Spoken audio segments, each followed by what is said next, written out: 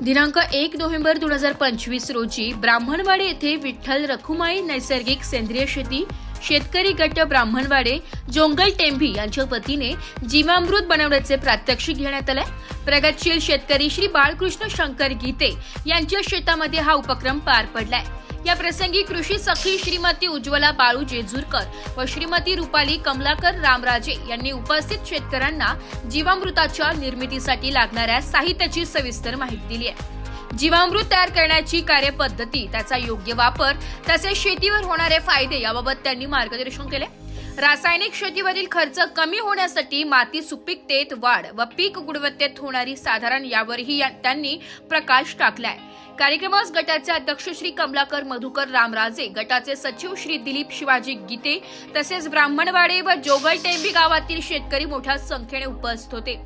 महत्वाची बाब म्हणजे उर्वरित गटातील तसेच गावातील शेतकऱ्यांनी जीवामृत तयार करण्यासाठी लागणाऱ्या वस्तू उपलब्ध करून आपापल्या 1 एकर शेतीसाठी 200 लिटर जीवामृत तयार करून वापरण्याचा संकल्प केलाय। नैसर्गिक आणि सेंद्रिय शेतीकडे शेतकऱ्यांचा वाढता कल पाहता हा उपक्रम अत्यंत प्रशंसनीय ठरला आहे। ब्युरो रिपोर्ट, नाशिक लोकशाही न्यूज, नाशिक।